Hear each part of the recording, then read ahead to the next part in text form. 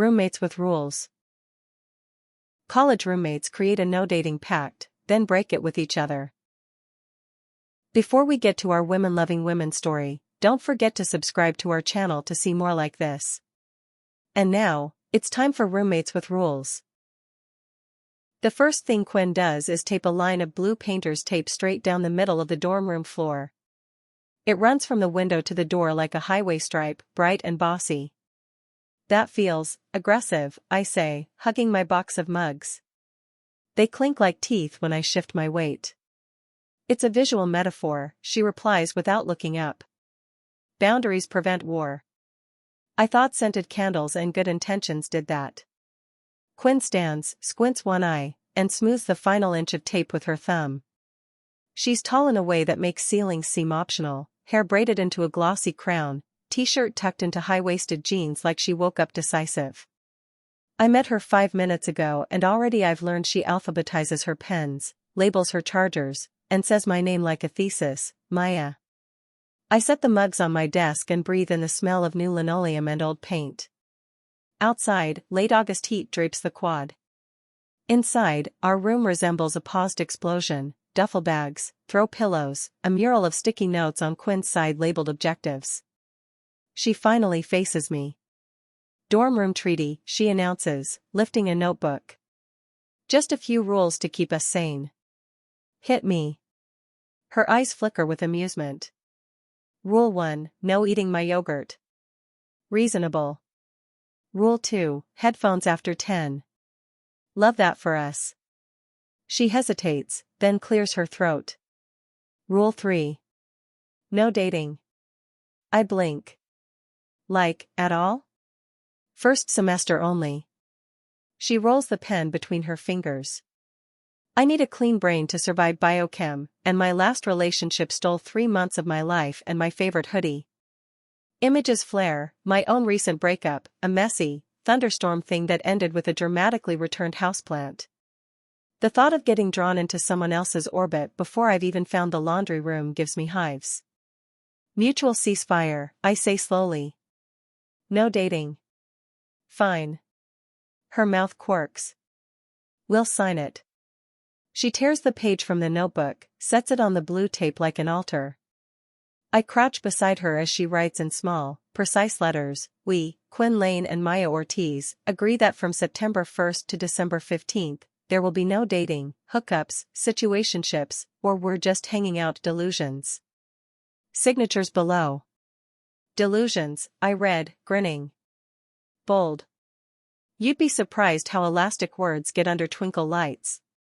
We sign. She dotting her I with a microscopic star, me adding a little flourish to the Y in Ortiz because the drama is my birthright. When we stand, our arms brush. It's nothing. Static, maybe. The dorms hum. Still, a shiver skates through me like a note struck on a glass. Quinn steps back, taps the treaty once, and sticks it with washi tape to the side of her wardrobe. Truce established, she says. Long may it rain. Outside, someone laughs. Somewhere, a marching band practices the same 4 bars on loop. We unpack sides like mirrored lives, her plants lined with military precision, my postcards fluttering above the desk like migrating birds. When the RA knocks to welcome us, I almost tell her we're fine, perfectly fine. A treaty, a line, a promise. The room settles around it, bright and bossy. The first week tastes like cheap coffee and highlighters. Quinn wakes at 6:02 every morning as if the clock owes her money. I wake at 8:30, scramble into jeans, and sprint to intro to media with my hair barely obeying gravity. Our schedules kiss in the afternoons, study hall, also known as the library tables by the window where dust motes do ballet. Quinn studies like she's fencing, precise lunges, retreat, parry, index cards flaring. I study like I'm wading into the ocean and hoping the tide teaches me to swim. We sit across from each other, a chessboard of notebooks between us. Sometimes, when my brain fogs, I watch the tiny line appear between her brows as she thinks. It's an enunciation. It feels private to witness. Drink water, she says without looking up, pushing her bottle toward me. I am water, I whisper. I contain multitudes. Mostly iced. She snorts, and I treasure it like extracurricular credit. Saturday, our floor throws a movie night. Someone hangs fairy lights, someone else burns popcorn to a spiritual level. Quinn and I arrive late, hovering near the doorway. A girl with glitter eyeliner shoulders through the crowd and hands Quinn a cup. I'm Tessa, she says, bouncing. You're in my lab, right? With the cursed pipettes? Uncursed now, Quinn answers. I filed a maintenance ticket. Tessa beams. You saved us. She taps Quinn's forearm, a skittering of contact. We're hitting the diner after this. You should come. Quinn glances at me. It's quick but it counts. A check-in. Are you okay, built of eye contact and 2 weeks of shared space. The treaty gleams in my mind like a hazard sign. You go, I say lightly. Bring me a story about the world beyond our fluorescent lights. She opens her mouth, closes it. Another time, she tells Tessa politely. Early morning tomorrow. When the movie starts, I realize I'm not really watching. I'm aware of Quinn's laugh vibrating subtly where our shoulders share a couch cushion. Of how we lean in at the same jokes. Of how every temptation now has a shape and it wears a braid. Later, back in our room, I hang my jacket and catch her reflection in the window, braid loosened, glasses perched on her nose, that military wind down, plug-in phone, stack books, water plants. Tessa seems nice, I say. She is. Quinn's tone is neutral, careful. She also said the word manifest 6 times in 4 minutes. Maybe she's conjuring better lab partners. I already have one, Quinn says, and when she meets my eyes, the room seems to lift a millimeter. The blue tape on the floor glows faintly in the streetlight. It looks less like a wall now and more like a river. A way to measure how far we lean before we call it falling. We turn off the lamps.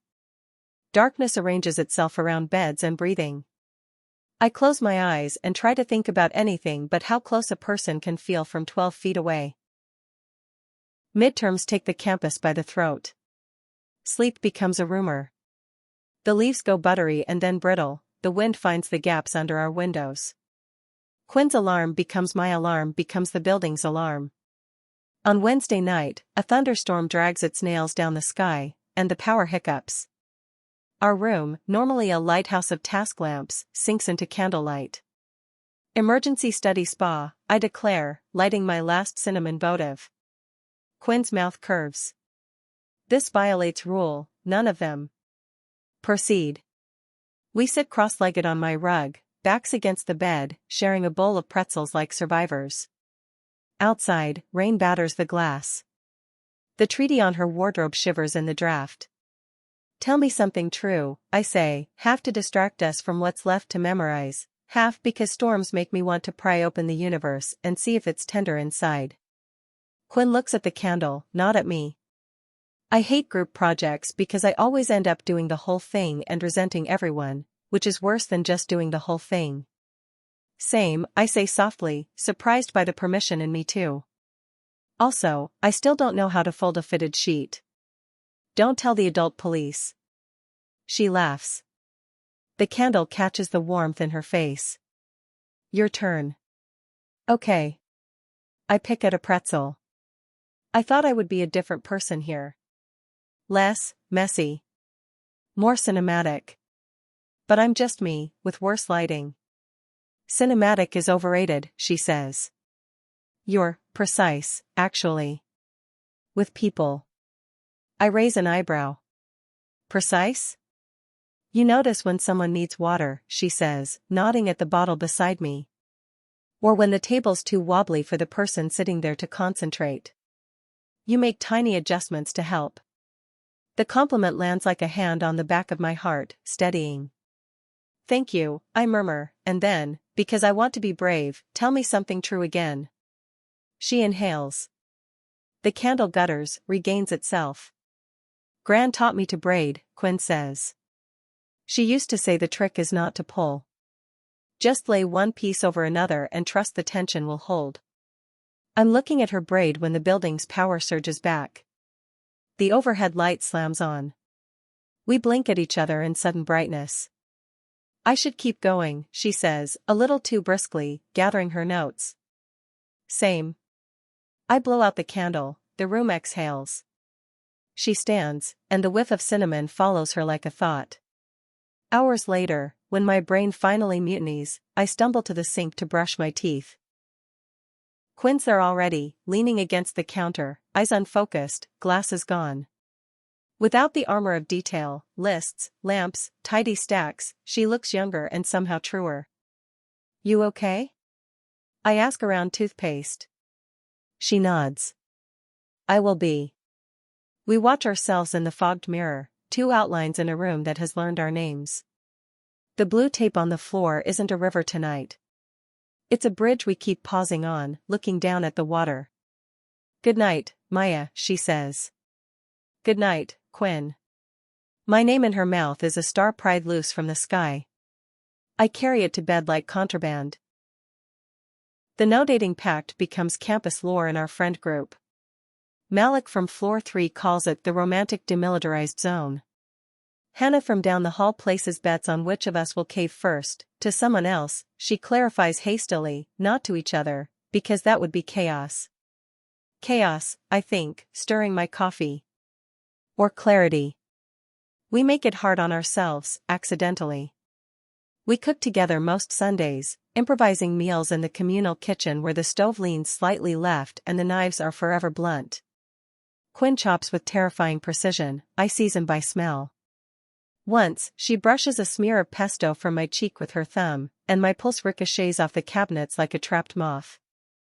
We go to the farmer's market and argue amiably about apples like an old married couple with unresolved philosophical differences. We study in the library until our breath falls into the same rhythms.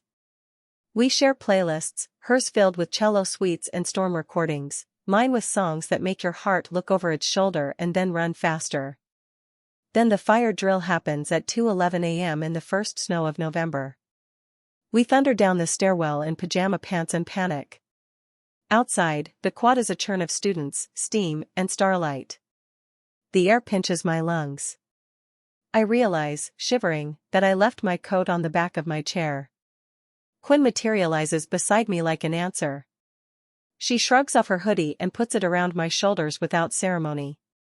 You'll freeze, I protest, but she's already rubbing my arms briskly through the fabric, practical as ever. I run hot, she says. Snow frecks her braid, her breath clouds close to my face. Something enormous and simple tilts inside me. The moment is so clean I can hear it click. We stand like that, sharing heat, until the RA waves us back in. The building smells faintly of burnt toast and embarrassment. Back in our room, I hand her hoodie back, fingers reluctant to let go. Keep it, she says. It looks better on you. I swallow. The treaty hangs on her wardrobe, washi tape peeling at one corner, December 15th, a date that suddenly sounds like a dare. I don't know when a rule becomes a map. I don't know when a friendship becomes a confession that hasn't found its words. Quinn turns toward her desk, then stops. Maya? Her voice is very even. Do you want tea? There are 100 better questions. Do you feel this too? What are we doing? What happens if we step over the blue line and the floor doesn't hold? But tea is what we have learned to offer when the room fills with weather. Yes, I say, and the electric kettle clicks on like a promise we haven't named yet. Steam curls from the mugs, fogging the tiny window. Quinn hands me one and sits cross-legged on her bed, the blue tape cutting a clean horizon between us. Outside, snow keeps tumbling under the security light, each flake a silent dare. We drink in companionable silence until the quiet feels loud. Remember orientation? I say, to test the air. You said you didn't believe in soulmates. She gives a small, rueful laugh. I said I didn't need to believe in them. There's a difference. What changed? Her gaze drifts toward the treaty, edges lifting. Maybe nothing. Maybe I just don't like rules when they stop making sense. The heat in my chest is equal parts tea and panic. I set my mug down, fingers trembling faintly. You think our no-dating pact doesn't make sense anymore? Quinn looks at me then, fully. It's like stepping out onto thin ice and hearing it hold. I think, she says carefully, that I don't want to watch you date someone else just because we signed a piece of paper. The room seems to hold its breath. I cross the tape before I can overthink, the strip crinkling under my heel. She doesn't move back. We were trying to protect ourselves, I say. And maybe, we ended up protecting ourselves from something good. Her mouth twitches, the ghost of a smile. Probably. That's very on brand for us. The kettle clicks again, cooling. The snow outside thickens, erasing footprints. Quinn's braid has loosened, strands slipping free around her face. I reach up, hesitant but steady, and tuck one behind her ear. She closes her eyes briefly at the touch. When she opens them, they're bright and unguarded. Tell me to stop, I whisper. She doesn't. She leans in.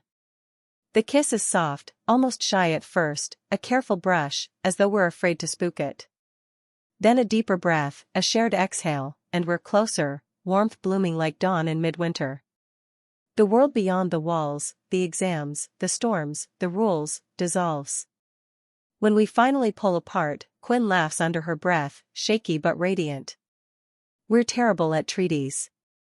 We're excellent at loopholes, I counter, grinning. She rests her forehead against mine. Okay. New rule? I nod, still dizzy. What is it?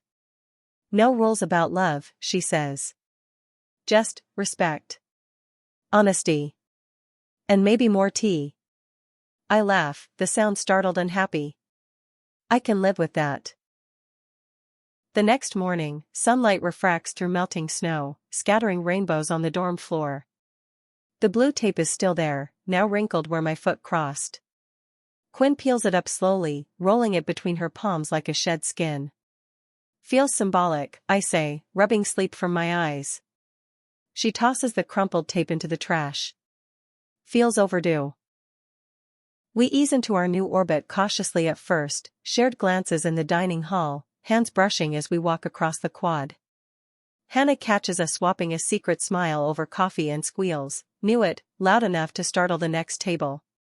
Malik theatrically tears up the betting pool sheet, announcing, my faith in romance is restored. Classes grind on, labs, essays, group projects. But studying together now comes with playful shoulder bumps, whispered jokes in the library stacks, and the comfortable weight of Quinn's knee resting against mine under the table. Small, ordinary intimacies that feel extraordinary because they're ours. One snowy evening in December, we join the campus crowd to watch the tree lighting on the quad. Strings of lights flash to life all at once, and the crowd gasps.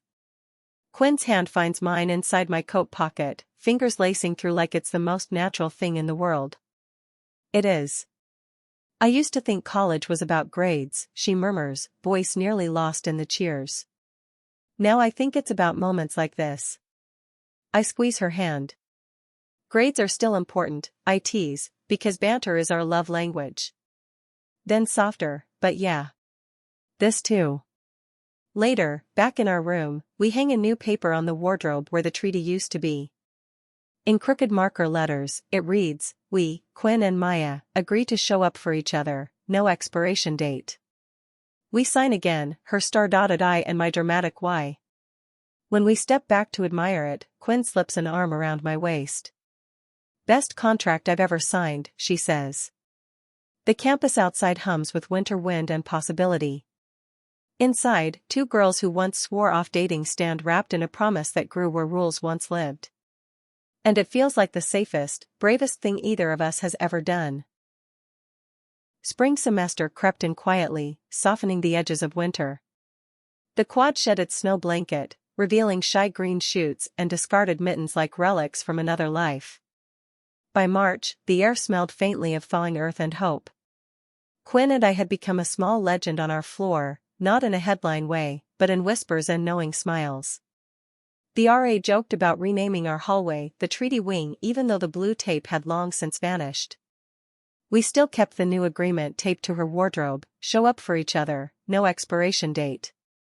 And we did. We showed up in tiny, ordinary ways.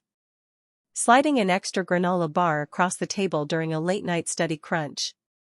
Holding hands under her jacket pockets during rainy walks to the cafeteria. Whispering pep talks through the bathroom door before big presentations. Some nights, when the campus had gone to sleep and the distant train whistles cut through the quiet, I'd wake to see Quinn reading by the glow of her phone.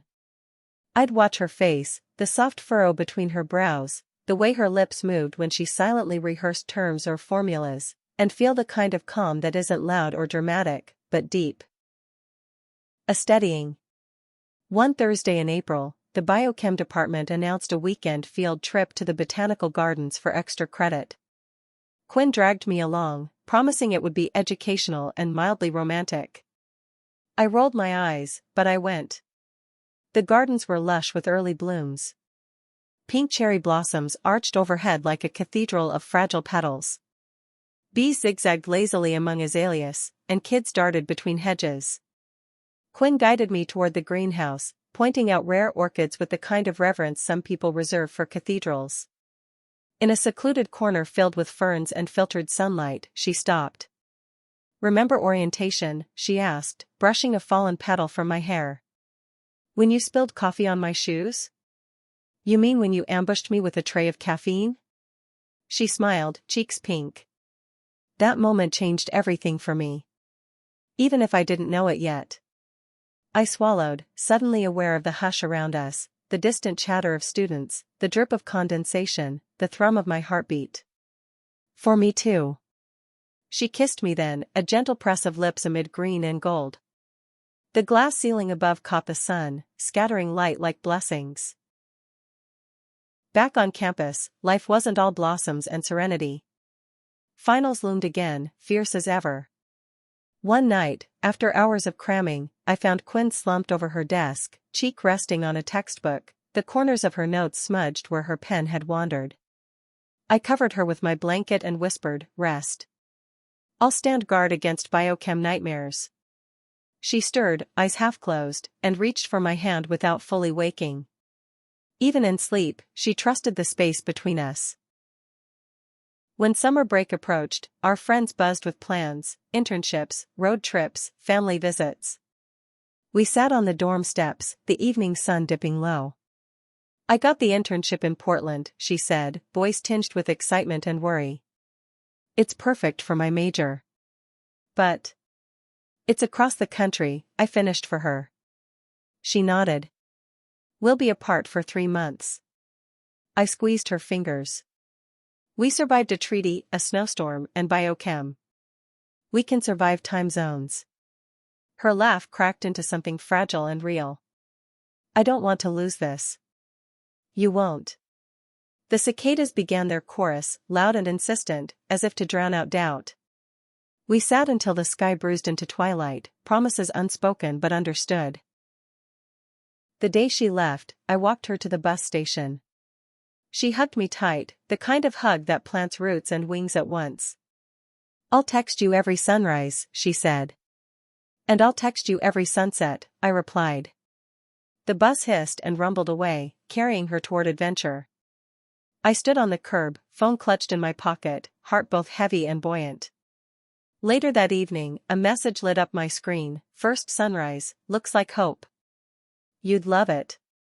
I smiled, typing back, "First sunset, looks like you. I already miss you." Back in the quiet dorm, our room felt bigger and emptier. The contract on the wardrobe fluttered slightly in the draft. I smoothed it down and whispered to the air, "We're still showing up." Outside, fireflies blinked alive for the first time that year, tiny lanterns in the gathering dark. Somewhere across the country, Quinn was watching a sunrise, thinking of me. And here, under a softening sky, I was watching the world glow, knowing that some promises don't need borders or blue tape to hold. June stretched long and golden, but even at its brightest edges it felt incomplete without Quinn's quiet commentary. She kept her promise, a photo of every sunrise. Some were streaked pink like sherbet, some were pale and shy, as if the sun had overslept. Alongside them, she'd send little observations: found a cafe that plays cello concertos at 7 a.m, or Portland rain smells different, more like moss, less like pavement. I answered with sunsets over my hometown, fiery skies reflected in the river, orange glints on telephone wires, the occasional accidental selfie when my phone slipped. My texts carried fragments of my summer job at the local bookstore. Stories of eccentric customers, misshelved mysteries, and the toddler who insisted dragons lived in the gardening section. We talked on video calls late at night, her hair unbraided and tumbling, my face haloed by fairy lights. Sometimes the calls were noisy with laughter, other times they were quiet, comfortable stretches of reading or studying together, screens glowing like distant stars. Distance tested us, but it also sharpened what we had. Every sunrise and sunset felt like proof that love could travel faster than time zones. By August, anticipation hummed through every day. I arrived back on campus early to help with freshman orientation. The dorm smelled of waxed floors and possibility.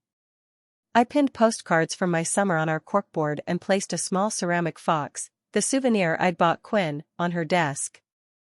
When she finally arrived, hair windblown from travel, she dropped her bags and wrapped me in a hug that dissolved 3 months of waiting. She smelled like rain and rosemary shampoo. For a moment, the world narrowed to heartbeat and breath. "I missed you," she said against my shoulder. "I know," I whispered back. "Me too." She stepped back, eyes bright. "You kept the fox safe." "Of course." It guarded the room. Classes started again, and our rhythm returned easily: shared breakfasts, study dates, walks under leaves just starting to curl at the edges. One evening, after a grueling day of labs and lectures, we sprawled on the campus lawn watching the meteor shower advertised on every bulletin board. A streak of light carved the sky. Quinn gasped softly. "Gran used to tell me that every falling star was a secret someone let slip." I rolled onto my side, propping my head on my hand. "What secret would you tell?" She hesitated, the starlight turning her profile silver. "That sometimes I'm scared of how much I want a future I can't control." Another meteor burned bright. I reached for her hand. "Then here's my secret: I don't need control. I just need to know who I want standing next to me while the universe does its thing." Quinn turned to me, smile trembling but sure. "And who's that?" "You," I said simply. The night carried our laughter across the dark fields, weaving it with the hiss of crickets and the faint hum of distant traffic. As autumn deepened again, we hung a second piece of paper beside our contract. In thick marker letters, we, Quinn and Maya, vow to chase the sky together, sunrises, sunsets, and everything in between. Underneath, we left a blank space for future dates and places. And when the first snowflake of the new winter drifted past our window, it caught on the edge of the paper like a tiny promise, ready to be collected. The blue tape was long gone, but the bridge it had once symbolized was still there, stronger now, wide enough for two. By late winter of sophomore year, life had grown more complicated. Internship applications, looming major declarations, and a sudden phone call from Quinn's mom about her grandmother's declining health. Quinn packed in a rush, stuffing sweaters and lab notes into a duffel while I stood helplessly by the door. "She was the one who taught me to braid," she said quietly, voice fragile as sponge sugar. "I need to be there." "I'll cover your lab shift," I offered. "Text me as soon as you get there." On a snowy Saturday, I took the late bus to her hometown, clutching my overnight bag. The hospital smelled of antiseptic and overcooked broccoli. Quinn's shoulders slumped as she saw me in the corridor, and for a long moment she just held on to me, silent. That night, we sat beside her grandmother's bed, braiding and unbraiding strands of yarn together to keep our hands busy while the old woman dozed. The quiet between us was a kind of prayer. When her grandmother passed 2 days later, Quinn broke in the stairwell, sudden, harsh sobs muffled against my coat. I held her until she steadied. In the days that followed, I washed dishes, fielded condolence calls, and walked her family's nervous beagle. Grief, I learned, isn't fixed by words. It's held by presence. Back on campus weeks later, spring returned, tentative and green. Quinn thanked me one evening, voice soft. I thought I'd have to hold it all alone. You don't, I said. Not anymore. She traced a fingertip over our contract on the wardrobe, now curled at the corners. We've come a long way from painter's tape. Turns out bridges are sturdier than walls, I replied. Summer approached again, bringing with it new opportunities. She'd been accepted to a competitive research program abroad, and I'd landed an internship at a regional newspaper. The night before she left, we spread a blanket under the stars at the Botanical Gardens, the place where we'd first admitted our feelings. Fireflies blinked like erratic constellations. Quinn pulled a small notebook from her bag. I started a list, she said, passing it to me. Sunrises we still need to see. Cities, mountains, beaches, tucked in neat handwriting. Beside each entry, space for dates. You're planning our future fieldwork, I teased, but my throat was tight. I'm planning on us, she corrected. The next morning at the airport, we kissed goodbye under flickering fluorescent lights, less cinematic than a movie, but more real. Her eyes were wet but steady. We'll keep showing up, she said. Months slipped by in postcards, video calls, and stolen hours across time zones. When she finally returned, we met on the campus lawn under a sky that smelled of cut grass and possibility. She dropped her suitcase, ran to me, and the world narrowed to a single point of gravity. That evening, surrounded by friends in the dorm common room, Quinn held up our faded contract and grinned. Reminder, no expiration date. We tacked the paper back on the wardrobe, now joined by photos, sunrises from Spain, sunsets from my summer road trip, the two of us at the Botanical Gardens smiling like we'd known all along. Epilogue. Years later, after graduate schools and first jobs and a tiny apartment filled with mismatched mugs, we found ourselves unpacking boxes in a sunlit kitchen. Quinn stuck the old contract to the refrigerator with a chipped Fox magnet. The edges were frayed, the ink fading, but the words were still clear. She caught me looking and slipped her arms around my waist. Still the best thing we ever signed. Outside, morning light spilled across the city, bright and bossy as the blue tape we'd once trusted to keep us safe. We'd outgrown the line on the floor, but not the lesson it taught us. Boundaries can be bridges if you let them. And some promises, the quiet, steady ones, don't need to be rewritten to stay true. Hand in hand with my wife, we watched another sunrise bloom, a familiar signal between us that love, like the sky, only gets wider the further you chase it. The end.